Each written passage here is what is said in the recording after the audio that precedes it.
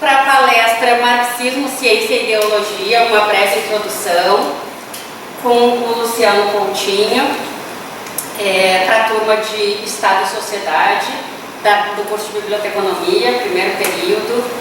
Então, seja bem-vindo, Luciano, obrigada pela apresentação, obrigada ao André Fonseca por fazer a filmagem e vamos iniciar. E obrigada aos estudantes que estão aqui também. Então, Luciano, pode começar.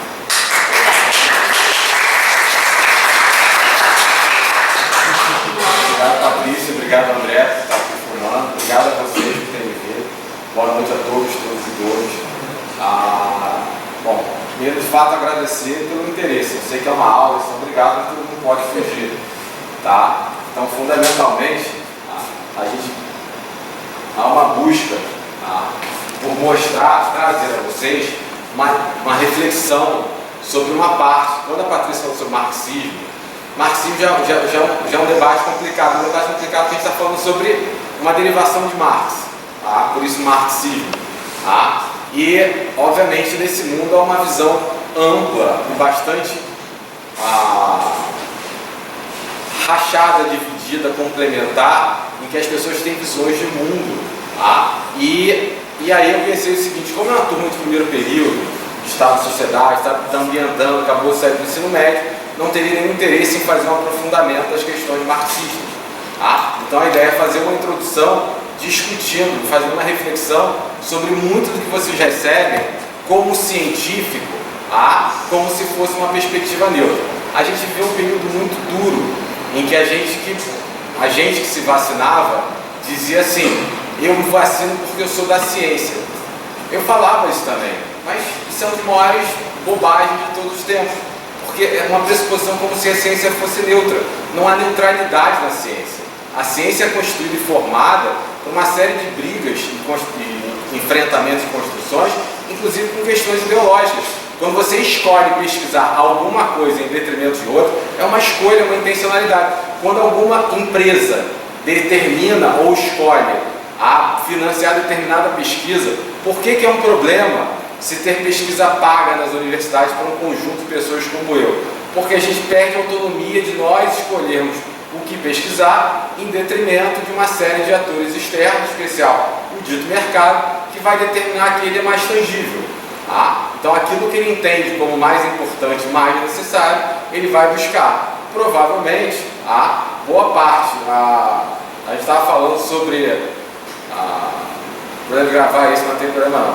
Uma das questões da perspectiva do parque tecnológico, que distribui uma série de recursos, é porque o parque tecnológico, ou as pessoas que decidem pelo parque tecnológico têm interesses que são divergentes da comunidade acadêmica.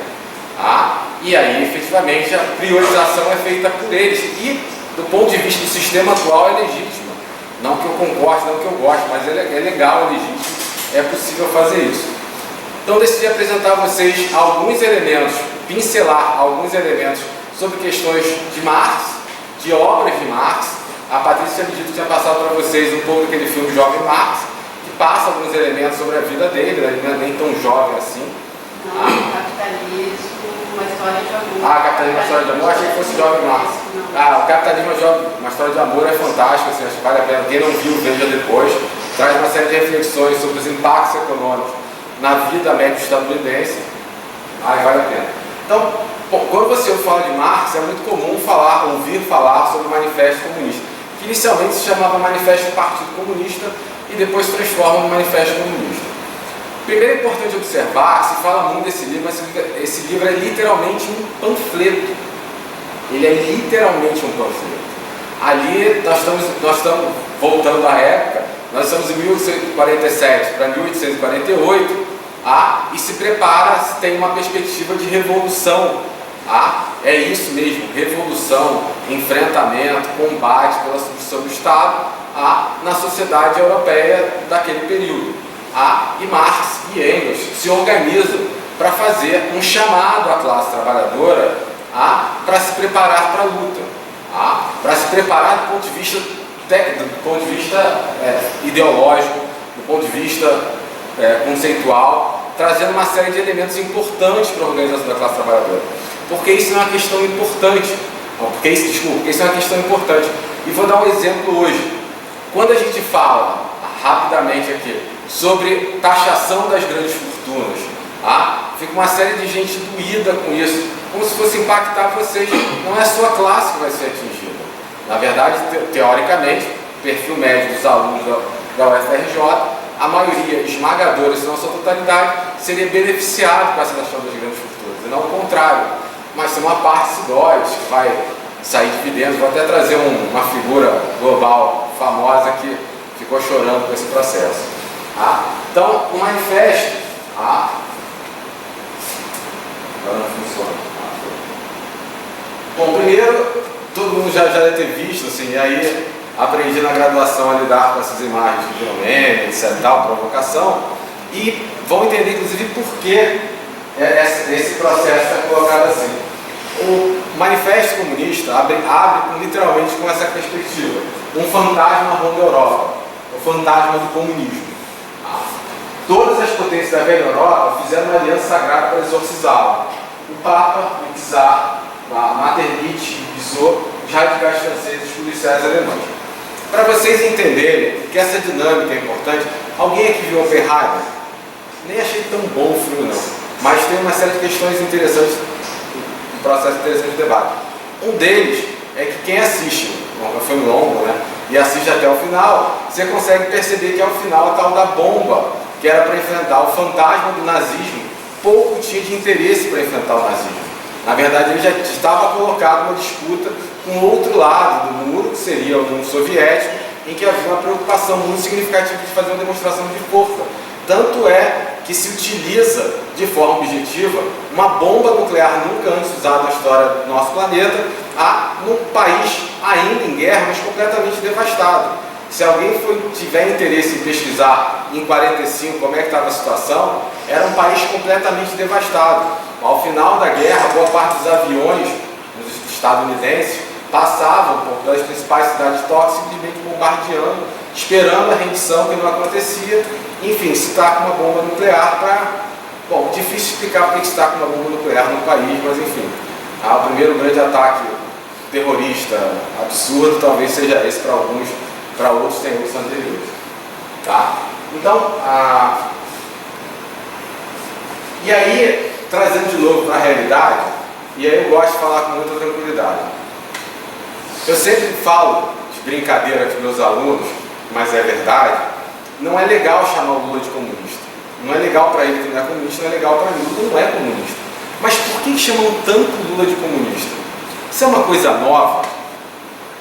Longe de ser nova, né? Muito longe de ser nova. Então, qual partido da oposição não foi difamado como comunista por seus adversários no poder? Então, isso já em Marx e Engels, em 1848, já estava colocada essa perspectiva de quando você quer desqualificar, quando você quer projetar na pessoa uma imagem que você julga negativa, você taxa como comunista, como se fosse uma derivação, um problema, uma difamação muito significativa. Então, qual partido de oposição, por sua vez, não lançou, tanto quanto os opositores mais progressistas, quanto os outros adversários reacionários, a infame acusação do comunismo? Então, CNBB, Confederação Nacional dos Bispos do Brasil, lança um manifesto contra a fome, está lá, comunista. Não sei se é muito longe, o ex-candidato do Partido Novo, que declarou apoio ao Lula no segundo turno, Amoedo, que é um liberal convicto, enraizado, nunca nem passou perto, ele faz uma manifestação de apoio no segundo turno contra Bolsonaro, na minha concepção até surpreendente, e é taxado de comunista por seus aliados, etc. Então, o tempo inteiro é uma tentativa de desqualificação. Mas essa tentativa de desqualificação trata, a partir de uma visão de mundo, que naturaliza como correta, como certa, como perpétua, uma determinada visão da sociedade. Então você impõe a outra pessoa a derivação, a perspectiva divergente, aquilo que efetivamente não deve ser, como da sua perspectiva, aceito pela sociedade. E na parte burguesa e proletários, os quadrinhos antigos, as provocações antigas, os memes antigos, eles têm tinha um pouco de gordofobia, tá? Enfim, não vou passar a mão nisso não, mas também não é o central. Mas assim, em geral sempre representaram os gays como alguém gordo, porque se você for pegar pintores como Botero, ele botava as figuras, assim, em geral até início do século XX era considerado saudável, uma imagem mais saudável de pessoas mais pesadas. Hoje nós conseguimos conceber que não é a realidade. Há muitas pessoas acima do peso, tem dificuldade, problema de saúde, então não necessariamente ser gordo é problema de saúde, mas é importante todo mundo acompanhar a saúde, inclusive as pessoas mais acima do peso. Mas é muito comum, tá? Mas enfim, não é central no debate, mas a gente consegue entender que o capitalismo, de fato, é um sistema amplamente excludente que trabalha em cima de uma perspectiva que é retirar de quem produz e transferir para quem não produz, mas detém os meios de produção. Então o capitalismo é um processo de retirada, é um processo de expropriação, é um processo, por que não, de roubo, tá? Em que vai ter a perspectiva, tá? Em que passa a ser essa discussão. Então, a história de todas as sociedades até hoje existentes é a história da luta de classes. Então, a luta de classes, do ponto de vista da sociedade, sempre esteve ali colocada. Não é uma invenção moderna, muito menos do PT. Isso já está colocado há muito tempo. Mas, como se criou uma polarização, já foram os tucanos e PT, agora Bolsonaro e PT, então sempre há uma polarização entre dois grupos, às vezes em três, mas nesse caso uma bipolarização. Então, já houve entre homem livre e escravo, patrício, plebeu, senhor e servo, mestre, corporação e jornaleiro, numa palavra, opressor e oprimido, estiveram em constante oposição um contra o outro. Então, realizaram uma luta ininterrupta, em alguns momentos escondida. Em vários momentos, essa luta é completamente omitida. E aí, vou trazer isso sobre a nossa realidade hoje, porque boa parte do aluno médio não necessariamente sente ódio de bilionários. E é uma questão interessante, né? Não só não nutre ódio, como alguns idolatram, em que eles de fato têm uma percepção dessas pessoas como se elas de fato produzissem essa riqueza, quando na verdade não são elas que produzem essa riqueza. Então, vocês provavelmente já ouviram expressões como para trabalhar tem que acordar cedo. É claro, né? O padeiro deveria, assim, trabalha duro, acorda cedo, mas não se torna milionário no sistema capitalista, né? E aí não vai dizer, as pessoas que trabalham na rua, quem trabalha com empregos pesados, motorista de ônibus, é um emprego que, assim, de fato tem uma situação bastante delicada no dia a dia. Transitar no trânsito do Rio de Janeiro não é uma coisa muito legal. Então, passa a ter uma série de questões que a gente começa a conceber que as pessoas que de fato trabalham e produzem, e aí eu não vou nem entrar no debate marxista sobre o conceito de trabalho. Para Marx, o trabalho, do ponto de vista mais objetivo, é a transformação da natureza. Mas a gente vai trabalhar com o conceito de trabalho no sentido mais comum, de uma relação com o emprego, etc. Mas o debate é mais complexo. Uma luta que sempre terminou ou numa reconstrução revolucionária da sociedade inteira ou na ruína de ambas as classes em luta. A sociedade burguesa moderna, que surgiu das ruínas da sociedade feudal, não aboliu os antagonismos da classe. Então, esse antagonismo já existiam, já estavam ali colocados. Existia no período feudal o senhor feudal, que era responsável, dono da terra, porque ele tinha trabalhado muito, né? Claro, o senhor feudal trabalhou. Rapidamente uma pergunta: quando é que o trabalho se transforma num processo de fato positivo para a sociedade? Pense no século XVII e XVIII. O modelo de cidadão era aquele trabalhador? A trabalhadora, não vou nem falar, por óbvio que não, né? No Brasil, se a gente está falando do século XVII e XVIII, o modelo societário ainda é uma figura que hoje, espero que a gente repudie, que seria o senhor de escravos, dono da fazenda. Mas naquele tempo, e aí pegar um exemplo bastante simples, onde ele sentava nas missas, em geral na primeira fileira, quando a igreja não era construída por ele. Então era um modelo societário a ser seguido. Se alguém quiser, vai ter uma série de autores bem interessantes, autores que vão debater esse processo, e vai ajudar muito nessa compreensão. Então ela só vai estabelecer novas classes novas condições de opressão, novas formas de luta. Tá? Então, um pouco diferente da antiga. Então, nessa época, a burguesia possuía uma característica diferente. Ela simplificou o antagonismo de classe. Então, enquanto havia uma série de papéis diferentes, a burguesia cria um processo mais polarizado, mais simples, que vai ficar dividido em dois grandes campos hostis, em duas grandes classes que se enfrentam diretamente uma contra a outra, a burguesia e o proletariado. Então esse é o enfrentamento que está colocado, e essa é a palavra, é dura, mas é enfrentamento, porque se efetivamente, quando fala enfrentamento, está falando de um sentido mais objetivo, de enfrentar, fazer frente, de conseguir trazer para a classe que você representa, não para outra, os benefícios daquilo que você precisa. Porque é isso, e aí só para tentar trazer para os tempos atuais. Quando a gente fica chocado com a fila do osso, a gente não deveria ficar só chateado com os políticos. Fundamentalmente, tem que ficar muito chateado com os políticos e com as políticas. Mas não são só eles. Afinal, a gente tem um sistema, eu vou apresentar a vocês, que é uma absurda concentração de riqueza. Porque assim, vocês conseguem entender que quando ninguém tem nada, é diferente quando alguém tem 72 vezes o que você tem, e aí não tem para você. Se tivesse uma sociedade que estivesse completamente eliminada de qualquer posse, de qualquer concentração de riqueza, você talvez conseguisse superar, enfrentar melhor aquela condição. Quando fica o objetivo que você trabalha, você produz, você constrói, outra pessoa retira aquilo de você, a sua produção, a sua mais-valia, e vai construir a partir daquilo, parece que é um processo que, ao menos para mim, se torna mais chocante. Okay? Então, alguns dados. Em 2014, 2015, eu fazia essa frase para chocar meus alunos. Grupos dos 85 mais ricos do mundo têm riqueza igual a 3,5 bilhões de mais pobres. Ou seja, 85, mas a fila anda. E pouco tempo depois, o capitalismo é um processo que vai concentrando riqueza. Esse número baixou para 8.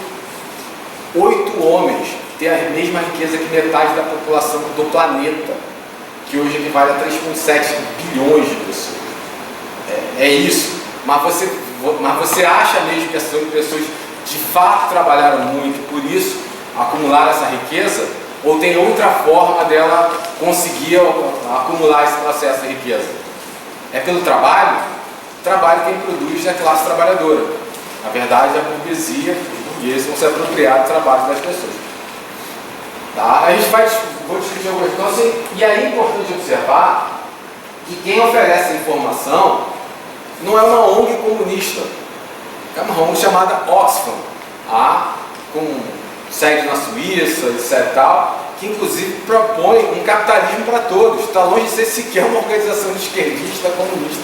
É uma organização que defende um capitalismo para todos, mas ainda assim tem se chocado com um grau de concentração de riqueza que não é para se chocar. Afinal, o capitalismo é muito compreensível que isso aconteça. Afinal, o sistema é feito para isso. E aí essa mesma organização faz uma piada, né? Que isso deveria chocar, mas acho que boa parte hoje, apenas 8 bilionários possuem a mesma riqueza que as 3,6 bilhões de pessoas mais pobres do mundo. Tão poucos caberiam todos nesse carrinho novo. Então, se dá para concentrar, do ponto de vista da concentração de riqueza, metade da riqueza do planeta, a mesma riqueza, metade da população do planeta, perdão, nesse carrinho. Então, e aqui, como eu falei para vocês, a Oxfam não é uma organização ultra-radical esquerdista. Existe uma economia que beneficia todas as pessoas, não apenas algumas. Então passa uma perspectiva que começa a conceder uma série de questões que incomodam a uma parte da sociedade, embora seja extremamente naturalizado em outros aspectos. Há alguns dados também. Em março, essa mesma ONG, Oxfam, divulgou pesquisa que as 5 famílias britânicas mais ricas têm juntas mais dinheiro que os 12,6 milhões mais pobres da população. Então, assim, esse é um processo que acontece, inclusive, nos principais e mais desenvolvidos países do sistema capitalista. Ele não é uma exclusividade dos países periféricos ou pobres. O processo está incluído. Se alguém no período pré-pandemia e pandemia vai fazer uma pesquisa nos Estados Unidos, um dos termos que mais choca, virou um documentário, inclusive foi premiado, é o termo homeless, né? Uma série de pessoas que passam, não ter casa, sempre pessoas sem casa, e passam a viver algumas em aqueles carros, né? enfim, que procuram locais para se estabelecer, outros moram, de fato, vivem em situação de rua.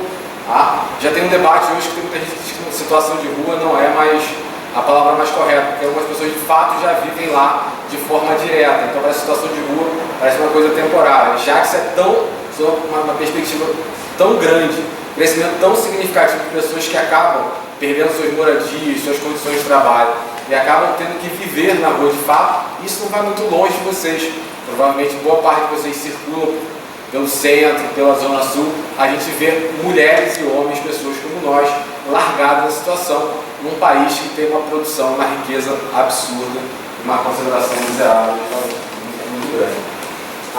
E ao mesmo tempo, as estatísticas mostraram que nunca tanto britânicos precisaram de ajuda do governo para a alimentação.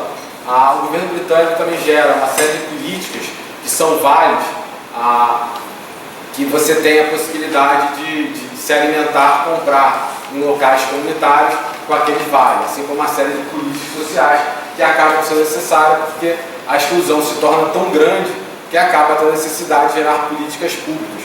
No Brasil nós temos o Bolsa Família, que ele acaba sendo uma política importante, necessária, extremamente positiva, que faz com que pessoas em situação bastante com necessidade sejam contempladas com essas políticas, que não são uma bênção do governo, e sim uma política necessária de Estado. Se alguém quiser ver o filme que fale um pouco sobre a situação inglesa, veja aí o Daniel Blake. É um filme seminal e ao mesmo tempo extremamente duro.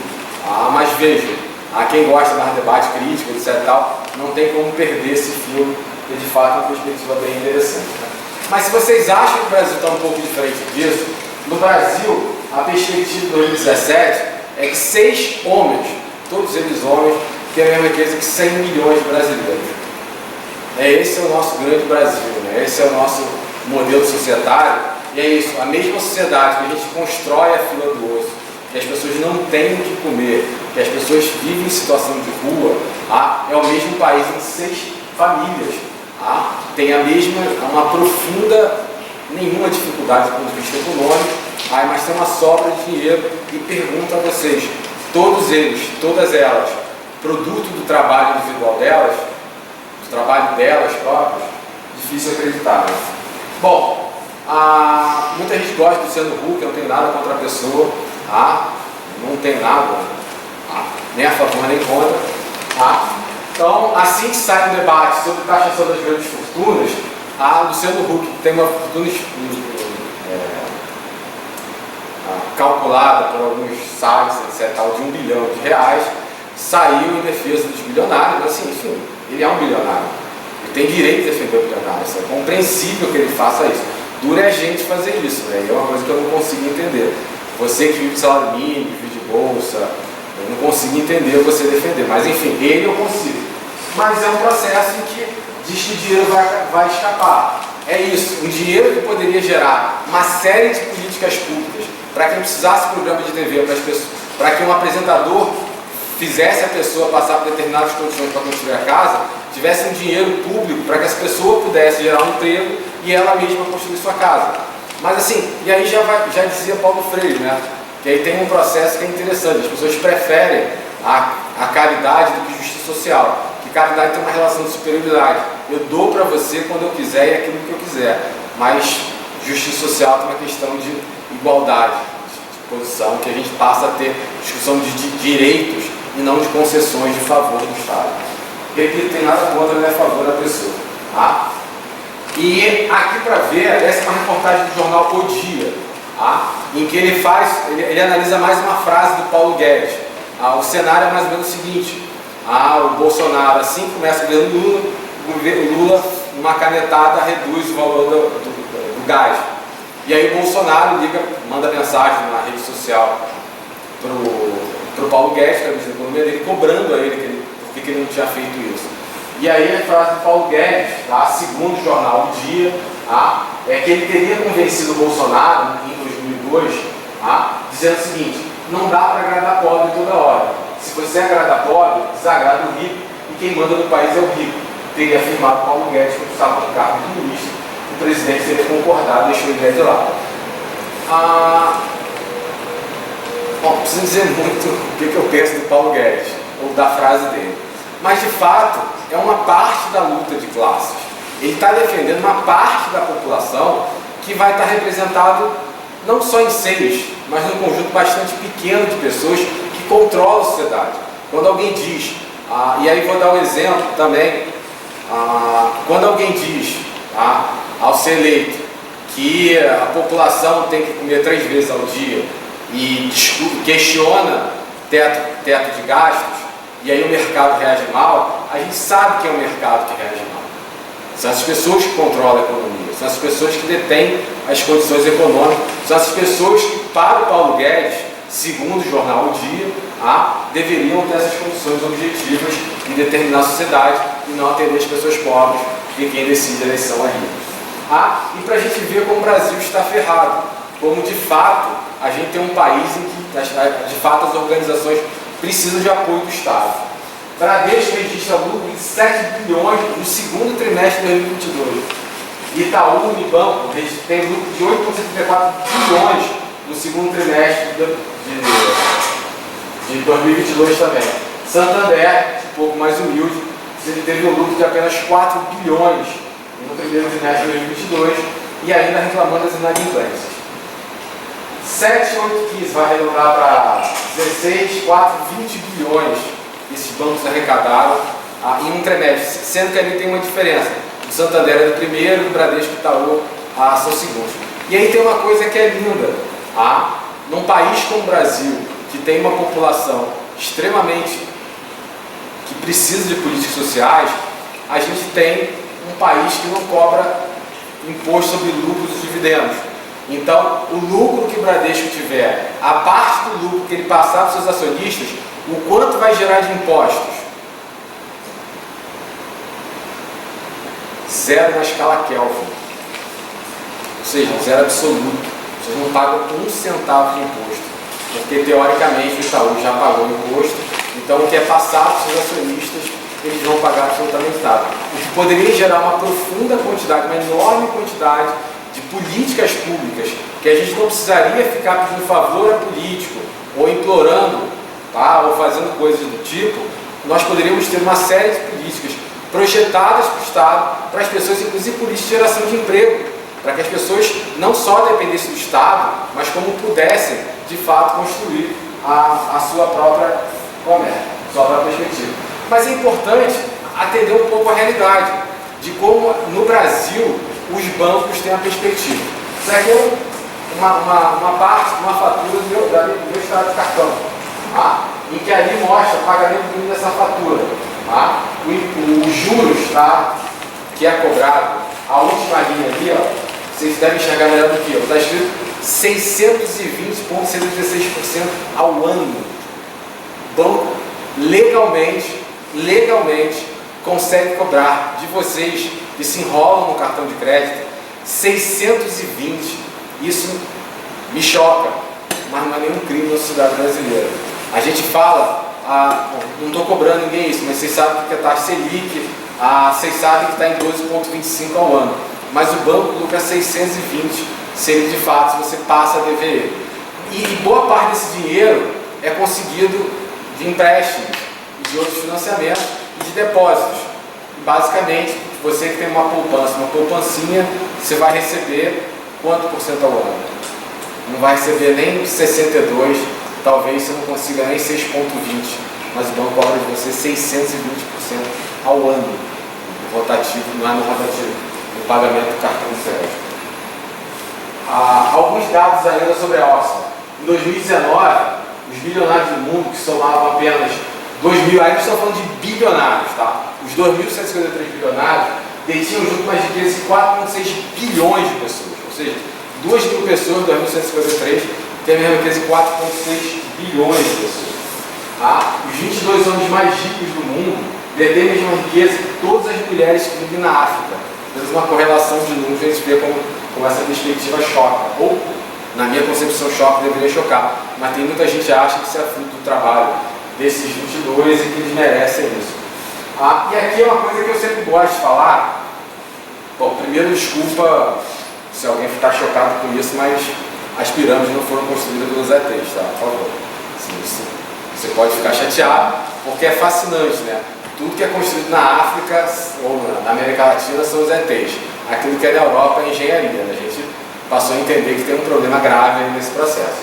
Tá? Então, uma pessoa que tivesse poupado $10.000 por dia, desde que as pirâmides começaram, teria apenas um quinto da soma da fortuna média dos 5 bilionários. Se você, desde a época da construção da pirâmide, conseguisse juntar $10.000 por dia, você teria um quinto do valor médio dos 5 bilionários.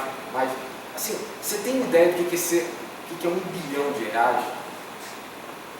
Você tem ideia do que é construir, produzir, ou ganhar, ou se apropriar, ou pela perspectiva da mais-valia, tá? Trazer isso? O que é R$1 bilhão? Tá? Então, acho que é uma perspectiva bastante complicada.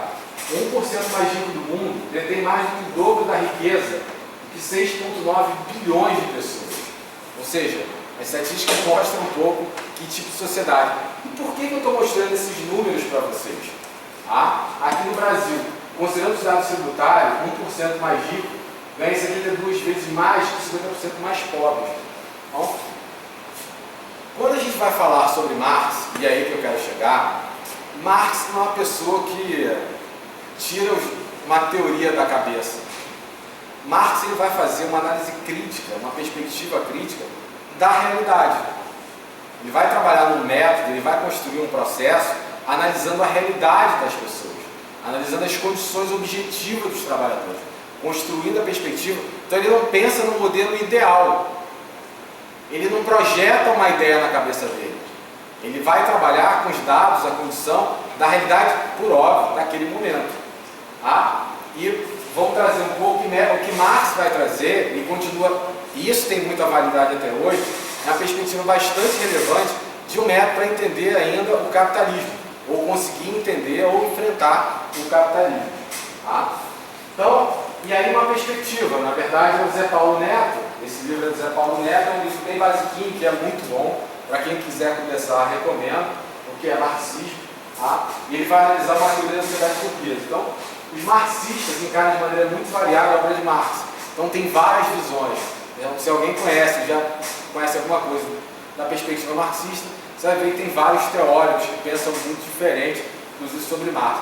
Tem questões históricas, uma parte da obra de Marx só foi traduzida, alguns livros seminais só foram traduzidos depois que a União Soviética já estava bem estabelecida. Uma parte de autores clássicos como Lenin não tiveram acesso a parte desses materiais, os grandes teóricos.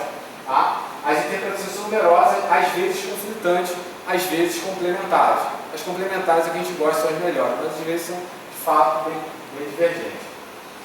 Então, uma abordagem que o Zé Paulo apresenta, é uma perspectiva bem interessante, da qual eu entendo como bastante acompanho a leitura dele, é aquela que toma a obra marxiana como sendo essencialmente uma teoria da sociedade burguesa.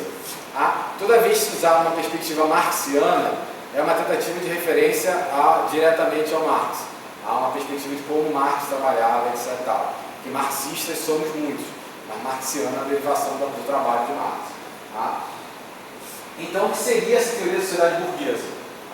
Um complexo sistemático de hipóteses verificáveis extraída da análise histórica concreta, e isso é uma perspectiva importante, uma análise histórica concreta. Não dá para analisar apenas a realidade olhando para os fatos hoje.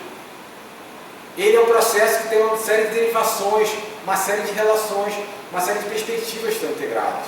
Quando a gente olha hoje o que acontece com o desenvolvimento do Sudeste de uma maneira, e Norte, Nordeste, Centro-Oeste, e mesmo o Sul de outra maneira completamente diferente, são questões históricas que são ali produzidas. Quando a gente percebe e quer analisar as condições objetivas sobre pegar um dado para vocês entenderem isso. Em 2001, a OIT fez uma pesquisa em, se eu não me engano, 48 países, acho que foi isso. E eles fizeram um levantamento de quantas mulheres eram presidentes ou executivas das organizações. Vocês têm uma ideia? Está falando 2001, vamos desse século. 20, 30%? Alguém chuta? 3%. E aí tem uma perspectiva, você faz uma análise histórica do presente, vai ver um bando de gente falando bobagem, fazendo análise sobre por que as mulheres não conseguem ascender as organizações, como se fosse uma derivação apenas das condições objetivas atuais. Tem uma série de questões históricas que vão ajudar a explicar esse processo, que vão ajudar a construir e mostrar que tem uma relação. E aí o método marxista vai ser um pouco mais interessante, que ele, pelo desenvolvimento atual, você consegue entender esse processo, passado inclusive. O presente vai ajudar você a entender a como funcionava. Então, sobre uma análise concreta sobre a gênese, a constituição e o desenvolvimento da organização social que se estrutura quando o modo de produção capitalista se torna dominante. Então ele traz um método para a gente entender, a partir da constituição do método capitalista, como a gente consegue entender esse monstro que está à nossa frente, que impacta a sociedade, que constitui uma parte da sociedade, que transforma as relações societárias, que determina o lugar da gente na sociedade, com que faz com que tenha 6 pessoas, tenha uma riqueza de 100 milhões de brasileiros, que faz com que 8 pessoas do mundo tenham a mesma riqueza de 3,6 bilhões de pessoas, e todos os dados que eu apresentei a você. É esse sistema e é essa leitura que hoje continua atual, que permite que a gente consiga entender esse processo. E aqui é uma perspectiva de novo importante. Marx não era uma pessoa, do ponto de vista, falando do ponto de vista humano, iluminado, que foi e materializou um processo da cabeça dele. Ele percebe isso na realidade, ele constrói isso na realidade, ele participa das lutas, ele participa das discussões, ele participa das constituições. Para quem gosta, não é a Revolução de 1848, mas quem gosta de Victor Hugo, seja o livro ou tenha visto o filme dos Miseráveis, quem viu os Miseráveis vai entender que ali tem uma revolução que não foi de 1848, foi um enfrentamento que as pessoas tentaram tomar as ruas de Paris. Na época ele de fato vivenciou esse período histórico, acompanhou, se impactou. Victor Hugo, para mim, um dos maiores autores, mas não era marxista, porque, enfim, boa parte da discussão dele é anterior a isso, que não deixa de ser genial, seminal do trabalho dele. Então, ele vai ser resultante de um contexto sociopolítico determinado.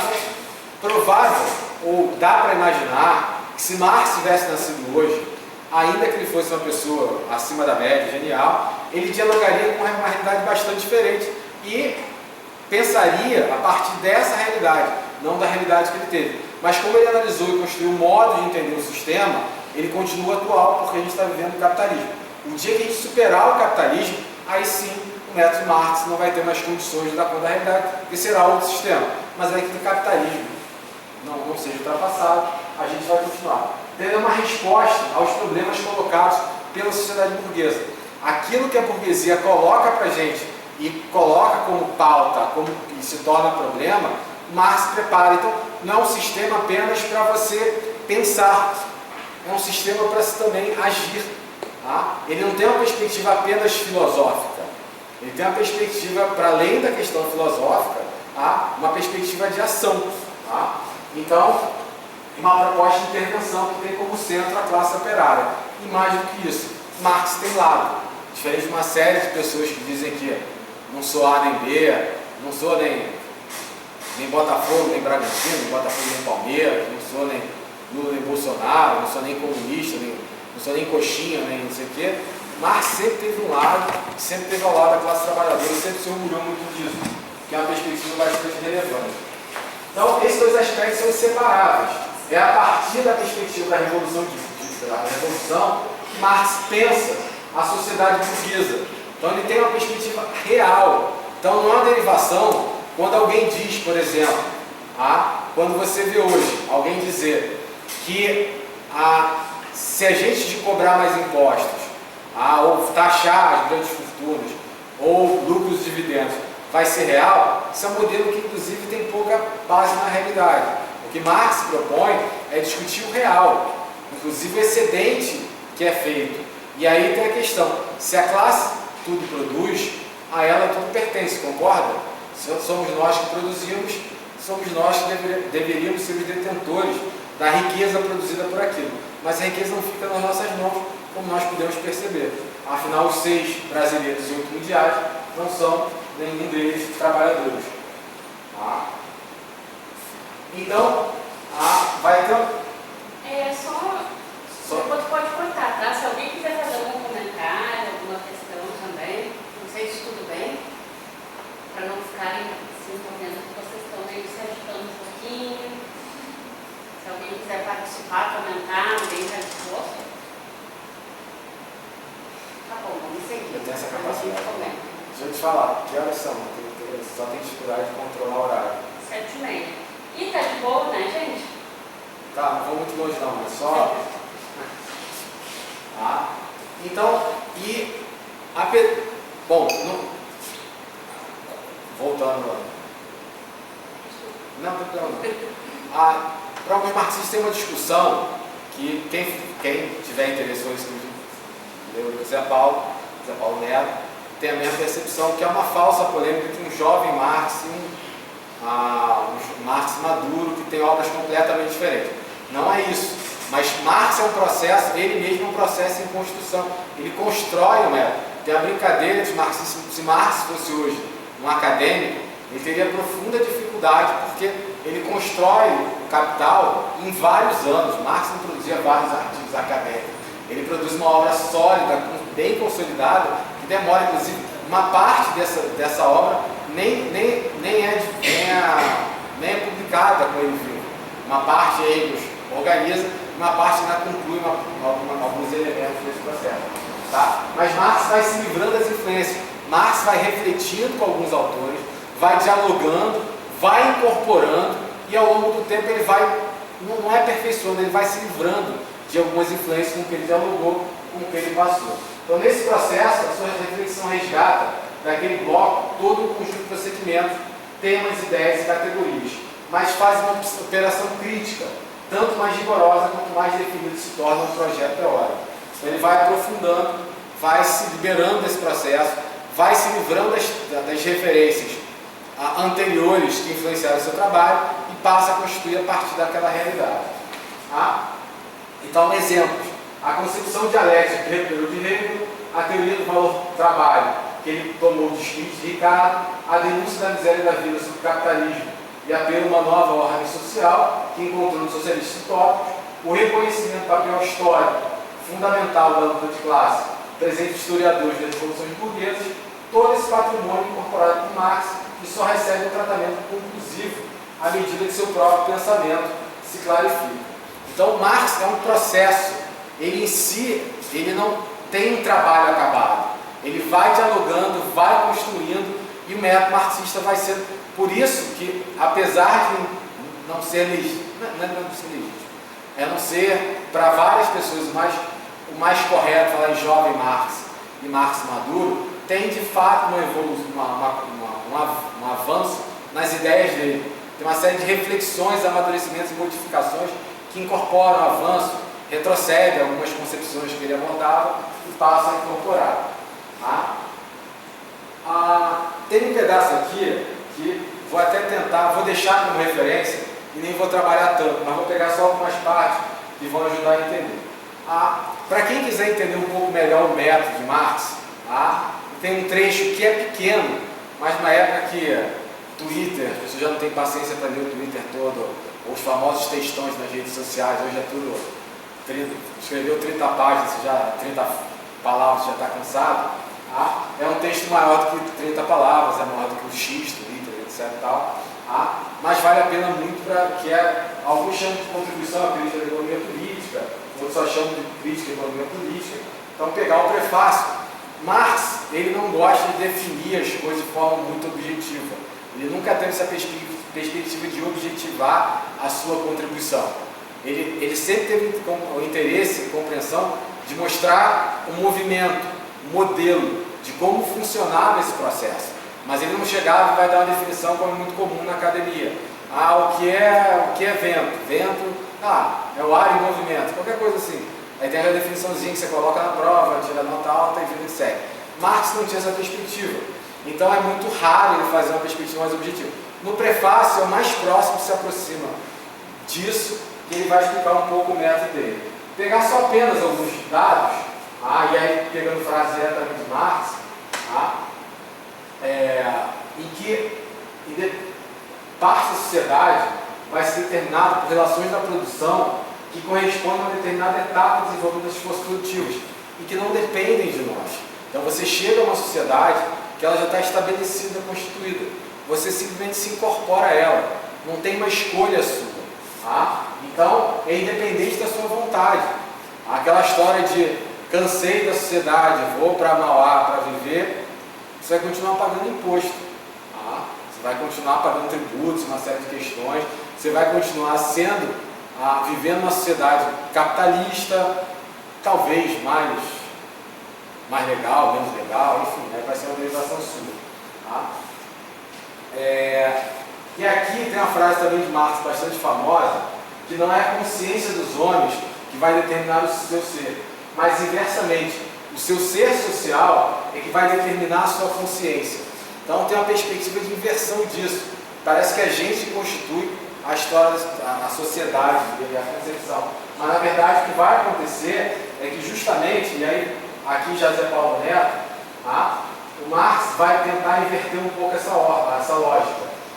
Em que, por exemplo, é o presente que vai ajudar a esclarecer o passado.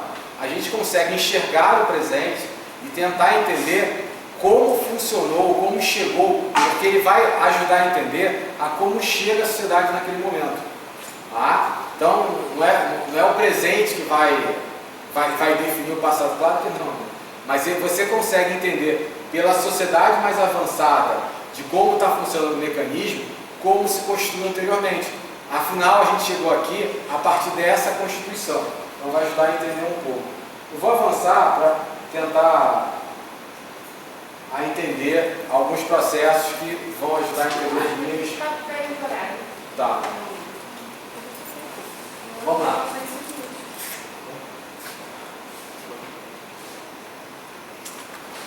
Essa frase ficou muito famosa, foi bastante utilizada pelo...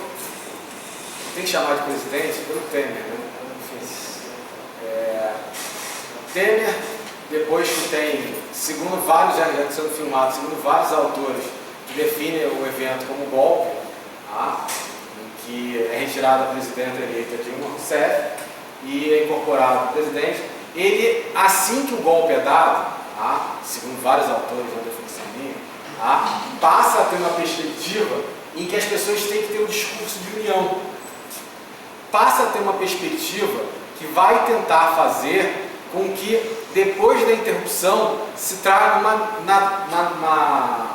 um ambiente que pareça mais natural, mais tranquilo, mais interessante ao mercado. E aí esse outdoor foi colocado por um empresário em Campo Grande.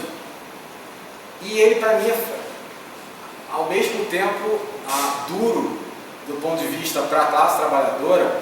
Imagine ter uma interrupção de um governo eleito pela classe trabalhadora, gostem vocês ou não, tem uma interrupção pelo seu vice, tem um projeto completamente diferente, que não foi eleito o projeto dele, que é um projeto liberal, ultraliberal, não que o projeto do PT fosse um projeto comunista, longe de ser um projeto comunista.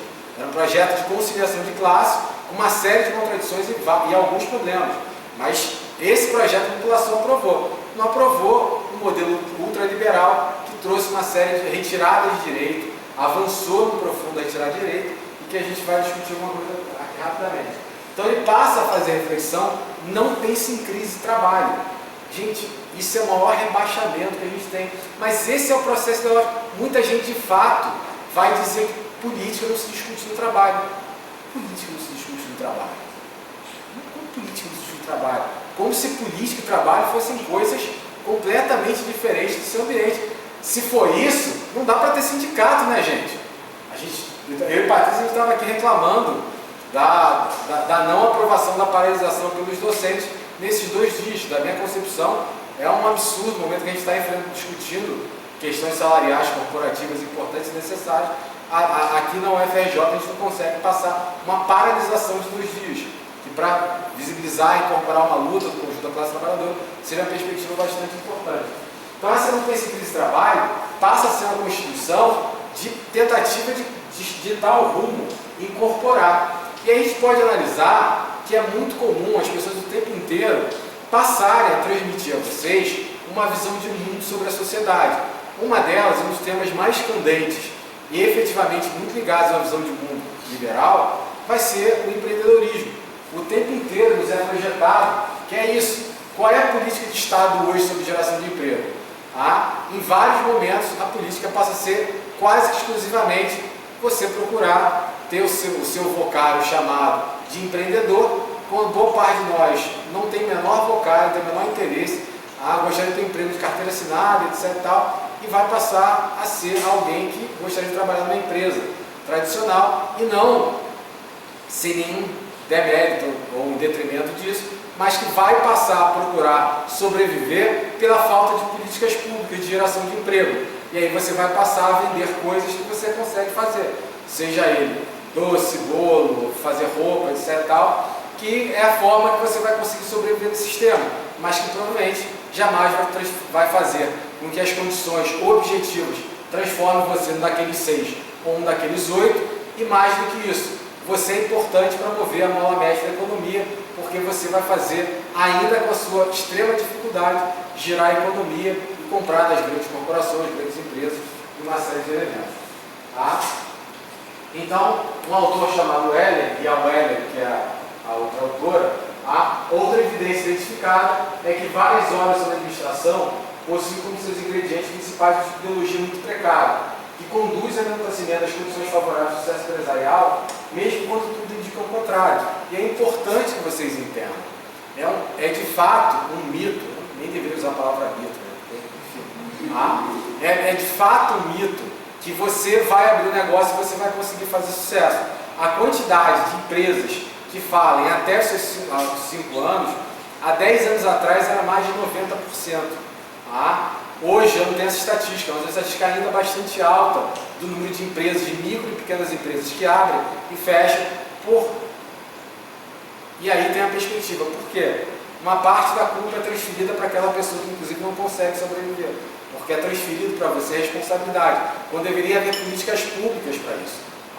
Que seria necessário para ver se é para construir, eu não estou nem defendendo isso, um modelo dessa perspectiva, teria que haver políticas públicas para abertura de investimentos, não onde você verá. Afinal, se você abre um negócio e ficar devendo ao banco, se é o mesmo cartão que o meu, você pode no cartão rotativo pagar 620% de taxa de juros. 620,76% de taxa de juros. E aí, claro, as pessoas passam a criar mistificações, em que empreendedorismo não é ciência nem arte, é prática. Essa frase de Drucker, que droga é essa? Não é ciência nem arte, é prática? Bom, prática, a gente tem prática de assédio das organizações. A gente pratica isso, por princípio? Então a gente não pratica. A gente de fato combate. Então, não é por existir, não é pela prática que se resolve. Então a prática já própria diz que é a própria constituição de um modelo que de fato ideológico, que vai tentar você reproduzir um modelo de sociedade, um modelo econômico e a perpetuação de uma escolha desse processo, que eu vou explicar um pouco mais à frente, que é o liberalismo, que vai fazer você reproduzir essa perspectiva. Então o tema atual do empreendedorismo, por exemplo, destaca-se nesse campo e amplia outro agravante para o estudo sobre a realidade social: a individualização dos problemas alternativos. Então, passa a haver uma perspectiva completamente individual desse processo, em que você tem que ser um empreendedor, você tem que se virar, você tem que resolver. E onde está o Estado? Onde estão as políticas públicas? Onde está a coletividade? Onde está a perspectiva de construção coletiva de modelos, de resultados? Não passa a ser você apenas o único agente que vai construir isso. Não faz sentido do ponto de vista societário. E até a gente passa a pensar que o modelo não é nem se constitui mais-valia a partir da exploração. O capitalismo nem é, de fato, esse tal capitalismo empreendedor não é nem o principal modelo. Então, seguindo a máxima neoliberal de responsabilizar o indivíduo pelo sucesso ou fracasso do mercado, o empreendedorismo se mostra uma área prominente da administração, cristalizando uma visão fantasiosa da realidade. De fato, tem uma grande contraposição ao modelo de Marx, que Marx não vai trabalhar com essa perspectiva de uma visão do que eu quero, do que eu acho legal ou do que eu gosto. Ele vai trabalhar com a realidade, ele vai trabalhar com os fatos, vai fazer uma análise concreta da situação concreta, e não o modelo que eu vejo como melhor para mim. Apenas para trazer uma rápida definição do que é ideologia, vou utilizar uma autora chamada Marilena Chauí, tá? E até tentar dialogar um pouco com a realidade de vocês. Eu trabalho no curso de administração e tenho muita dificuldade quando o aluno vira para mim, ou para meus colegas, para minhas colegas, e diz que ele quer um curso para o mercado, orientado para o mercado. Eu digo para vocês o seguinte: o mercado que lute. Não sou eu que tenho que formar para o mercado. Na verdade, qual é o projeto de uma universidade? É formar vocês com mão de obra barata para o mercado? Acho que nem vocês querem isso. Tá? Não quer dizer que a gente não dialogue com a realidade e não entenda que vocês precisem trabalhar. Todas e todos precisam trabalhar e, obviamente, o que a gente puder fazer para que se tenha essa possibilidade, mas não transformar você numa mão de obra barata para a organização como se fosse uma complementação ridícula. Então, os jovens universitários estão convencidos, palavras da Chauí, de que sempre foi e sempre será assim, e que a função da universidade é adaptar-se às exigências das organizações empresariais, isto é, o que se costuma chamar de mercado. Então passa a perspectiva de que se você não está discutindo aquela técnica que está no mercado, você não está fazendo a sua função social, como se a universidade fosse para isso. Está longe de ser essa realidade do que é a função da universidade. Tá? E só para entender, como eu expliquei para vocês, o que é ideologia, e aí vou usar de novo um elemento do governo, segundo alguns autores, golpista do Temer, tá? E algumas autoras também, em que passa a ter uma visão em que ele faz uma campanha da reforma da Previdência, em que pega uma pessoa que tem uma perspectiva bastante popular, um homem negro, mais envelhecido, dizendo que está muito preocupado com a Previdência e quer que seu filho se aposente.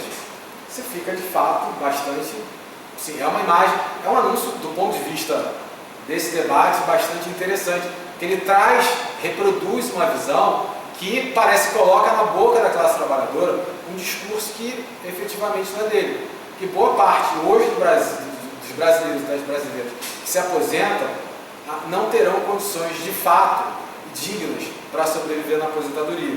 Tá? Hoje, boa parte da classe trabalhadora que se aposenta, seja com 1 a 2 salários mínimos, não terá as condições efetivas de ter acesso ainda que a gente defenda o sistema único de saúde, há uma dificuldade grande de medicamentos, tratamentos, que muitas vezes as pessoas mais idosas precisam. Tá? Embora o SUS seja de fato um dos grandes acertos do Brasil, uma das ideias geniais, até aquela brincadeira que você tenta explicar para o estadunidense o que é SUS, ele não vai conseguir entender que o modelo é tão diferente que ele vai ter uma dificuldade para relacionar. Tá? Então a ideologia vai ser um conjunto lógico, sistemático, coerente de representações, ideias e valores e de normas ou regras que indicam e prescrevem aos membros de uma sociedade o que devem pensar e como devem pensar. Então quando alguém diz que o mercado acordou nervoso porque teve uma entrevista do Lula, que ele diz que as pessoas têm que comer 3 vezes ao dia e questiona o teto fiscal, o jornal vai aparecer aquela cara do Leon Bonner mais séria, preocupado com o mercado e não com as pessoas que têm que comer 3 vezes ao dia, porque o mercado está preocupado com isso. Bom, quem é o mercado? Né? O mercado são aquelas pessoas que a gente conhece, que vão definir. Inclusive o mercado vai ser bastante entrevistado. Né? Várias pessoas vão passar a ser chamadas, dizendo assim, qual é o problema do teto de gastos, por que isso é importante, e as pessoas vão dizer, não, o teto de gastos é muito importante para a população pobre, e não as políticas públicas. E as políticas públicas não são? Não, aí ninguém pergunta. Então passa a ter uma visão de como você deve ler. Então é por isso que é compreensível ainda que pessoas, ainda que sejam da classe trabalhadora, muitas vezes não votem em efetivamente projetos da classe trabalhadora, porque passam a ter uma visão ideológica imposta a elas, constituída a elas, que vai fazer você reproduzir uma série de valores que são de outra classe, que não a sua. Então esse processo ideológico vai tentar transformar como universal aquilo que é particular de uma classe, inclusive bastante minoritária. Então quando alguém bastante empobrecido fica preocupado com a taxação das grandes fortunas, quem está preocupado são as pessoas ricas, as pessoas bilionárias, que elas seriam alvos disso. Você que está financiando, comprou um Palio 2005 em 30 vezes, você não é alvo dessa taxação. Na verdade, se tivesse políticas públicas, talvez se tivesse uma outra condição. Vai comprar palha, vai bicicleta, vai casar, vai que você vai fazer a sua vida. Mas passa a ser uma outra perspectiva desse processo. O que devem valorizar e como devem valorizar. Então passa a ser a perspectiva daquilo que ela diz para você, o que tem valor e aquilo que não tem valor. Tá? Então passa a ser a perspectiva daquilo que deveria impactar a sociedade como um valor deles. Tá? Se vocês pegarem e fizerem uma pesquisa histórica, tá? Pegarem o editorial do Globo, o Globo foi contra o 13º. É um jornal que fez editorial contra o 13º. Sim, a posição, é legítimo isso, os donos deles não queriam pagar o 13º, que movimenta a economia. O 13º não é bom só para o trabalhador, não. É o que muitas vezes faz com que no final do ano tenha Black Friday para antecipar, você já se programa, boa parte dos financiamentos, inclusive de carro, não sei o quê. Eu fico chocado ainda hoje, tá gravando, não entendeu não. Vi um anúncio de carro, até um cantor sertanejo, anunciando um carro de 220 mil reais, no horário, até 220 mil reais. Para você ver como o Brasil é de fato um país de dimensões interessantes. No horário não é um programa fechado, assim, imagina boa parte da classe trabalhadora que não tem nem o que comer, vendo anúncio com um cantor popular, bastante popular, não tem nada contra a pessoa, nem a favor, nem contra, tá? Que passa a fazer um chamado com um carro de 220 mil reais. Vive o Brasil. Tá? O que devem sentir e como devem sentir. Então, vamos lá. Quando boa parte da população passou a incorporar o discurso grande, o único problema do Brasil era a corrupção, isso mascarou uma série de questões, porque ela diz para você o que você deve pensar.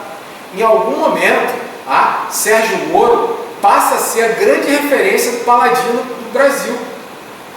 Passa a ser a pessoa que passa a referência entrevistada, porque é a pessoa que passa a refletir uma visão de mundo.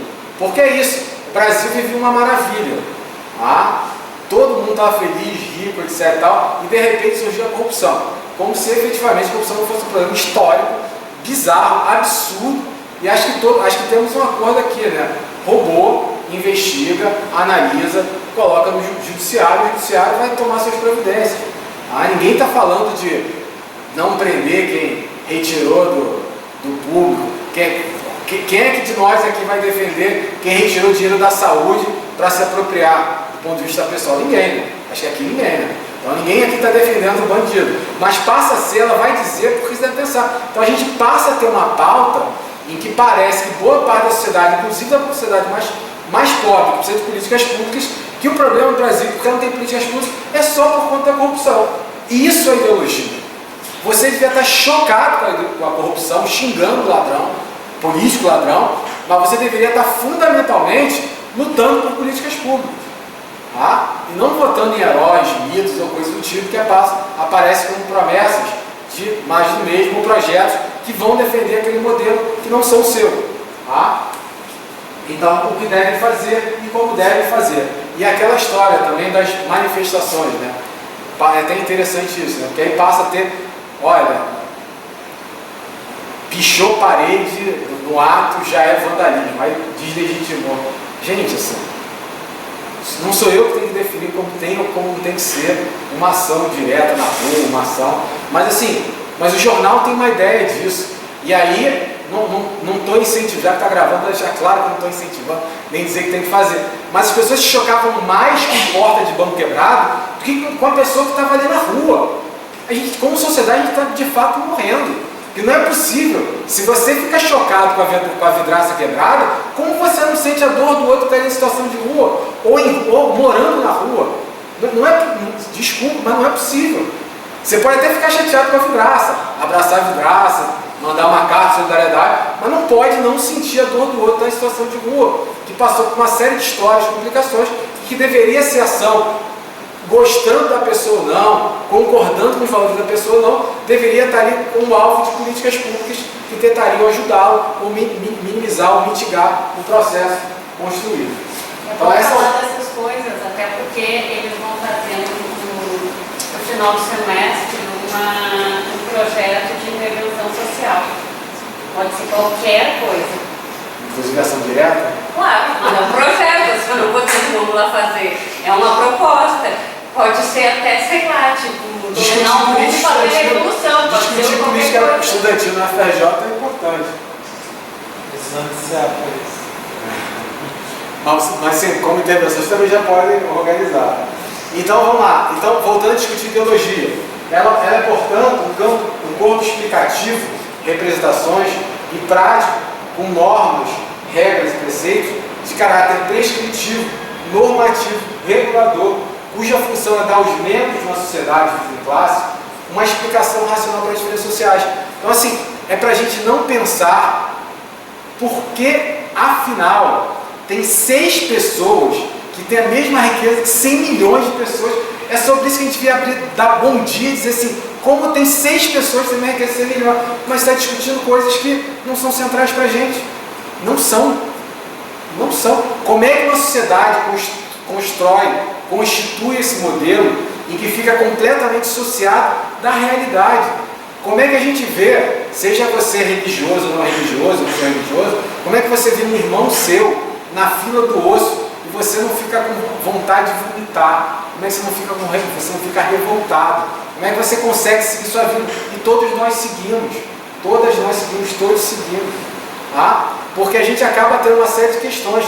No dia seguinte tem Brasileirão, tem novela, tem aula da Patrícia, tem aula do Luciano, tem uma série de coisas que a gente tem que voltar para o sistema para que a gente possa projetar.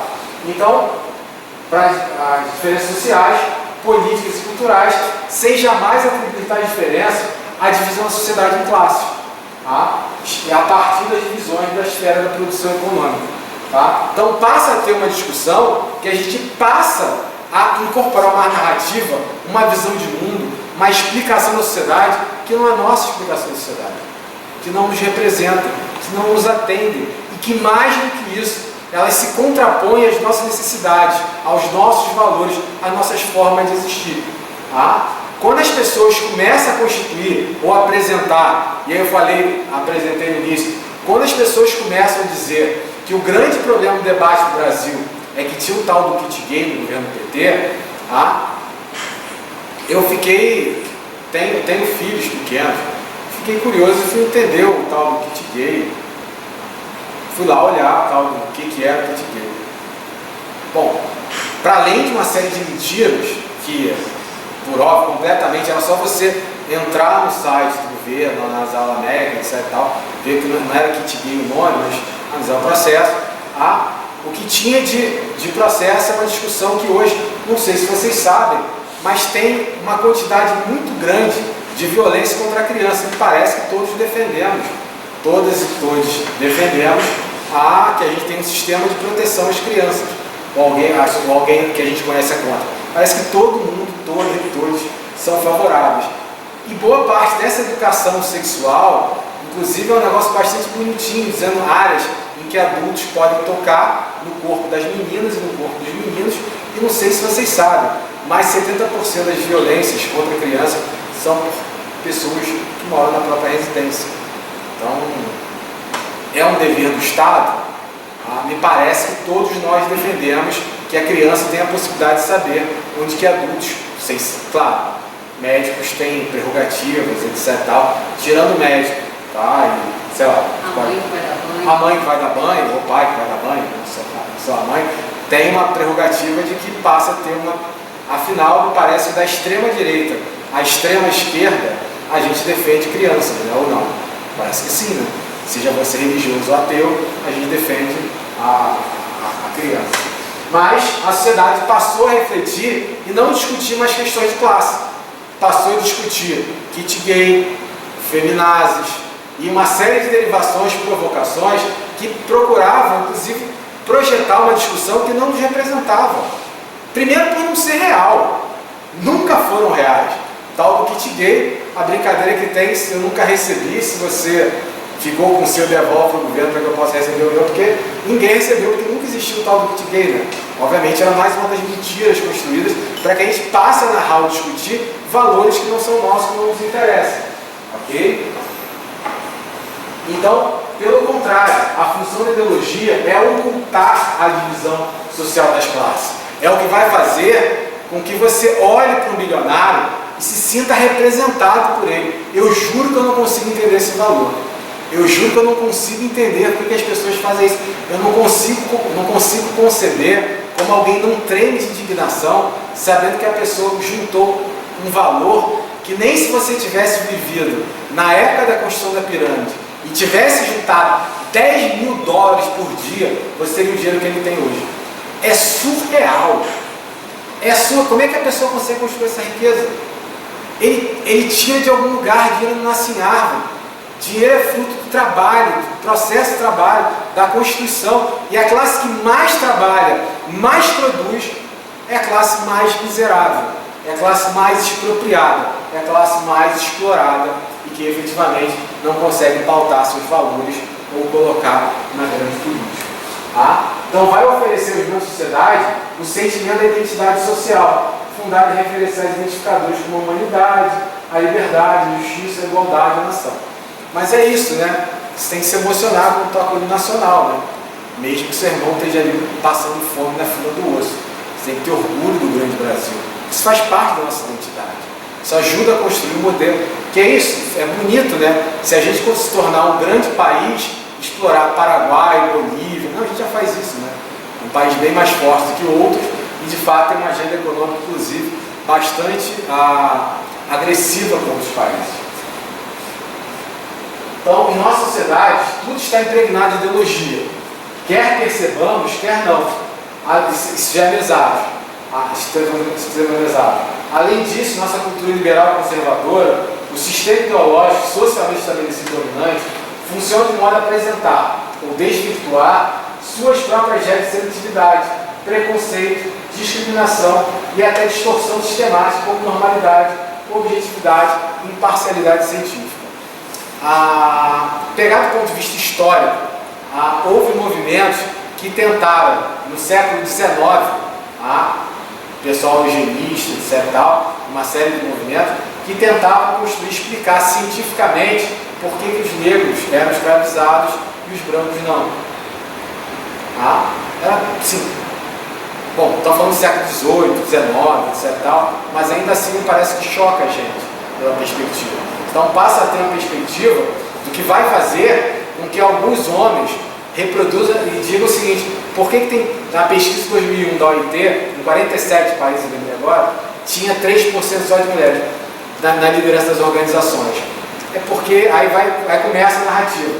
Vai ter uma explicação dizendo que na sua visão de mundo é porque o homem é mais forte, do ponto de vista físico, mais forte, uma série de barbaridades, absurdos, e é uma visão ideológica. É a perspectiva que vai fazer com que durante muito tempo na sociedade os feminicídios, se fosse uma questão de honra, inclusive nem presa a pessoa seria, né? Recentemente que a lei mudou para ver a barbaridade que a gente vive. Ainda tem uma política, eu acho que em relação aos homicídios menos, né? Aos feminicídios menos, mas ainda tem uma política muitas vezes ainda muito forte das discussões, por exemplo, de briga de marido e mulher, não se mete a colher, não se fala, porque passa a visão de mundo de uma dominação masculina. A gente está falando do modelo, estou pegando uma parte, para que a gente possa entender um processo que, para você ver que a ideologia vai afetar uma série de valores, vai fazer com que você veja a partir do referencial dos outros e não desse processo. Quando você reproduz uma série de frases, sendo homem, sendo mulher, sendo o gênero que você tiver, você vai estar reproduzindo o modelo, a ideologia masculina que de fato perpetua, interpreta e fortalece a sociedade. Mas está falando do capitalismo. Então, boa parte das vezes você vai reproduzir a perspectiva econômica, o economicismo, do modelo capitalista, em especial a referência liberal. Tá? Então, acontece que, apesar de ter seu trabalho livre para utilizar onde quiser, o trabalhador, mesmo com as transformações sociais acarretadas com a vigência do modo de produção capitalista, permaneceu sem a posse da produção, dos meios de produção. Sem a posse, passa a ter uma dificuldade muito grande de organizar. Deixa eu dar uma avançada aqui, e aí, por que me chocam algumas coisas? Eu vou dar 2 exemplos para vocês. Se eu apresento, isso aqui é o Sindicato Nacional nosso, onde ele tem uma bandeira vermelha, e bota assim: educação como ferramenta de luta. Você vai gritar comunista. E você consegue reconhecer a ideologia. Tá? E aí você identifica a ideologia rapidamente. Olha, esse é comunista, mas ainda que você tenha essa visão de mundo, quando alguém fala assim, escolas devem formar jovens para o mercado de trabalho atual, defende Maíra Rabi Moraes em palestra para a revista Educação, isso não é ideologia? Por que isso não é ideológico? Por que um você entende como ideológico e o outro você não entende? Essa é uma visão de parte dos trabalhadores que entendem que a educação é uma ferramenta importante necessária para a construção da mudança na sociedade e por sim, pela luta. Falando de luta física necessariamente, falando da luta no sentido de correr atrás e incorporar perspectivas de mudança social. Tá? Esse é o modelo, um dos anúncios mais chocantes para mim. Tá? As pessoas banalizaram tanto o conceito de carteira de trabalho que o Santander fez um anúncio. Quando eu falo de seminal, é para o debate estar colocado aqui, ok? Obviamente tem muitas aspas a isso. Empreendedor é exceção nova no carteira de trabalho. Uma maquininha. Não tem mais direito. As pessoas se sentem à vontade, se sentem confortáveis. Alguém que foi militar e depois político a vida inteira, dizer para o trabalhador ultra precarizado que é melhor ter menos direito que direito, é muita afronta. Eu, que sou professor universitário, não tenho essa coragem. Me dediquei, estudei, trabalhei, continuo trabalhando. Nunca fui político, nunca fui militar, uma casta perto a partir do diálogo com a realidade brasileira, assim como os professores universitários têm uma realidade bastante diferente, tá? As pessoas se sentem confortáveis para isso. As pessoas naturalizam a exploração. Tá? Boa parte dos trabalhadores ultra precarizados do Uber, tá? Ou dos entregadores do iFood, ou de qualquer empresa, o que acontece com ele? Ele é empregado de quem? Ele não é empregado de ninguém, ela não é empregada de ninguém. Se ele se machuca, quem vai atender é o SUS. Nenhuma empresa vai protegê-lo. Tá? Se ele tiver pago os boletos, ele vai ter direito a uma série de benefícios sociais do governo, mas não tem nenhuma empresa, tá? Que vá protegê-lo, porque não tem nenhuma relação de trabalho, não tem direito nenhum como trabalhador. Tá? E muitas vezes as pessoas apresentam eles e elas como empreendedores. Tá? Se eu falo ao mesmo tempo, cito Paulo Freire e boto educação como prática da liberdade, você rapidamente, quando falo você, o aluno médio, a aluna média, o aluno médio, tá? Vai identificar a ideologia. Tá? Diz, olha, falou Paulo Freire, comunista. Tá? Mas quando sai uma reportagem, máquina de startup vai levar a educação empreendedora para escolas. Não estou falando para a universidade, não. Estou falando de apresentar empreendedorismo para escola. Criança que estiver brincando, comendo terra, adolescente que vai dar com outras preocupações, está aprendendo a ser empreendedor. Isso não é ideologia? Isso não é ensinar uma visão de mundo? Ele já está aprendendo matemática, português, gostando ou não, história, filosofia, quem dera, né? Tá? Mas efetivamente passa a ter uma determinação que ele vai aprender questões que não são essenciais à classe dele. E aí, se eu boto orientações técnicas da educação e sexualidade para o cenário brasileiro, já faço choque, botar dois homens colados um lado do outro, já vai gritar comunista, gaysista, qualquer coisa disso. Ah, mas se eu apresento a vocês, Banco Mundial recomenda fim da gratuidade da universidade pública, você diz, olha, maneiro, isso é neutro. Não existe neutralidade. Todo mundo vai estar referenciado por uma visão de mundo, por uma perspectiva que vai explicar a sociedade para você. Agora, essa ideologia, essa ideia pode representar o grupo que você de fato representa, o que você vive, ou ele pode representar a ideia de outras pessoas. A quem interessa uma universidade pública paga? Interessa grupos econômicos que vivem da educação, que seriam extremamente beneficiados. Porque é isso, né? O que é público é uma merda. Mas quando você passa em uma universidade privada e paga a mensalidade, paga na UFRJ, você tem reações diferentes disso. E não só por pagar, pela própria perspectiva desse processo. Porque efetivamente o modelo mais avançado de educação que a gente tem hoje, do ponto de vista da própria visão que nós temos na sociedade, é hoje o modelo de pesquisa, ensino e extensão construído nas universidades públicas. Vou nem falar de ranking, porque não é minha praia. E para finalizar essa parte aqui, essas duas frases, né? a história da sociedade até os dias da história de classe, já vê Marx, etc. Mas eu apresento Milton Friedman, um liberal, que vai dizer, se colocar o governo federal para administrar o exército em 5 anos faltará areia, você acha que é uma piada, que faz graça, diz que o público não serve, e aí tem uma perspectiva. Falar mal do Estado, gente, me chama que eu falo mal, muito mal. Acho que falta muita política pública na população brasileira. Mas dizer que seu Estado é uma droga, quem é que vai consertar? O Batman? Super-Homem? Porque é isso, né? O Marvel está aí, né? As Marvels estão aí, né? As Marvels estão aí para salvar a humanidade.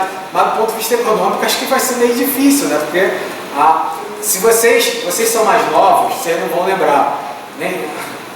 Acho que nem o André. Em 79 saiu aquele primeiro filme do Super-Homem.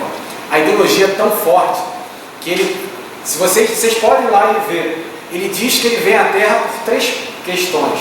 A terceira é garantir o padrão de vida estadunidense. O cara vem de Krypton, para garantir o padrão de vida, o American Way of Life. É surreal. Não, além de ser uma merda, ele tem essa questão, para discutir a ideologia, é tão bizarro que as pessoas colocam como se fosse natural. E a gente reproduz isso como um padrão societário. A gente não se choca, a gente não vomita. Deveria, mas não vomita. Então, só para analisar, um dos principais autores da área de administração, abram muitas aspas, um dos pais da administração, era o Taylor. E aí ele se propõe a apresentar, talvez seja o fundamento da administração, etc. Ele se propõe a analisar a empresa. Uma das frases do livro dele clássico, Princípio da Administração Científica: os Estados Unidos têm sido agitados recentemente por questões de tarifa, consórcios de grandes empresas de um lado, direito de herança, sobretudo, vários projetos mais ou menos socialistas. Onde está a fábrica disso? É um processo completamente ideológico. Modelo taylorista, modelo de exploração do trabalho taylorista, é um modelo que parte de uma perspectiva liberal, uma construção de um modelo que parte dessa perspectiva. E apenas para mostrar o quanto isso vai ser chocante, por que as pessoas não produzem mais? Porque são vadias, segundo o Taylor. Os princípios centrais dele é vadiagem. Mas se você pegar o texto do Taylor, e aí eu espero que você vomite, olha o exemplo que ele dá, literalmente está no livro do Taylor. Abra o livro dele. Recentemente, ouvi com grande atenção um pequeno de 12 anos, mas já experimentado apanhador de bolas de golfe, instruir seu novo companheiro, que revelara muita energia e dedicação ao trabalho, sobre a necessidade de andar devagar e ficar atrás do jogador quando expulsionasse a bola. Mas ele vai mais, pois eram pagos por hora de serviço e quanto mais depressa trabalhasse, menos receberia.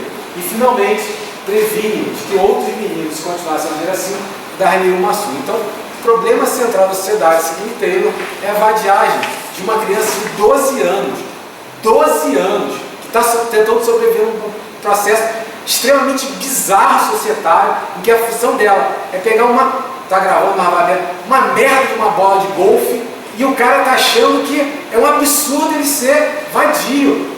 Não é possível que você não fique chocado e consiga entender o que tem de ideologia nisso, que ele não culpa o sistema, ele transfere a responsabilidade de uma pessoa que deveria estar brincando, poderia estar estudando, poderia estar fazendo um monte de coisa, namorando, 12 anos não pode namorar, ou não vou incentivar o namoro, eu vou dizer, mas aí já é outra questão, deveria fazer uma série de coisas que efetivamente, agora ele representa uma indolência sistemática que não é tão grave, bom, ainda bem, né? Não vai pedir pena de morte nem nada. Entretanto, o patrão tem conhecimento dela e pode dominá-la se quiser. Então a gente passa a ver o que vai ajudar. E para finalizar mesmo, aqui tem um pouco de alguma referência, que eu trabalho com 2 valores diferentes. Tá? Eu trabalho com o PIB e trabalho com um levantamento da Fortune, de levantamento de riqueza. O Jeff Bezos tinha, em 2018, no ranking deles mais ricos, 112 bi, como os donos sócios da Amazon. Tem equivalente ao PIB, e lembrando que valor da Ford, o valor de PIB são valores. PIB é o produto interno bruto, é o valor que é acumulado, etc. Tal, era produzido, tá? Então, não são exatamente, mas só para dar uma comparação. Ele tem, é um valor maior do que o PIB de 2015, tá? Num país como o Marrocos, tem 33 milhões de habitantes. Tá? A Amazon é famosa, inclusive foi satirizada pelo South Park, pelas péssimas condições de trabalho. O sindicato alemão convoca a greve de balcões da Amazon, o funcionário da Amazon na Espanha entra em greve, e aí tem até uma discussão do El País, que é a alternativa em português, uma discussão. É ético comprar na Amazon? Tá? Denúncias contra a Amazon por trás de doação milionária de Bezos, que aí também foi achincalhado, porque tem uma série de pessoas que criam doações para gerar uma imagem, uma responsabilidade social corporativa, mas que tem dificuldade de discutir com a realidade. A empresária mais rica do mundo, Jeff Bezos, vai doar 2 mil para sem teto. Doação de Jeff Bezos é insignificante frente à sua fortuna, num canal técnico, não é nem um manifesto do Partido Comunista, etc. Tal. E por que o da nossa foi criticado por doar 2 mil para educação e moradia? Tá? O segundo à época era Bill Gates, que antes do que está acontecendo na Ucrânia, a Ucrânia é um país de 90,5 bilhões, uma economia bastante pujante, tá? Uma população de 42 bilhões. E efetivamente tinha um acúmulo muito significativo. Tá? E a Microsoft é uma empresa bem interessante, né? Ela consegue sofrer processo da China, da Europa e dos Estados Unidos, por monopólio. Deve que assim, não é perseguido só pela China, né? Não é perseguido só pelos Estados Unidos ou só pela Europa. Consegue ser multado pelos três. Tá? Não é aquela história de contra tudo. De fato, tem uma materialidade que gera uma série de problemas. Tá? Então, Carlos Slim, ao mesmo tempo que cria uma riqueza absurda, vem projeto para reduzir a fome. Tá? O terceiro, eu chamo carinhosamente de especulador. A época do ranking era o Warren Buffett. Você não gosta de chamar de especulador, não, mas eu carinhosamente chamo de especulador. Tá? E que ele tinha uma riqueza acumulada com um padrão, com um PIB maior do que o PIB do país como o Sudão, que é 38 milhões de habitantes.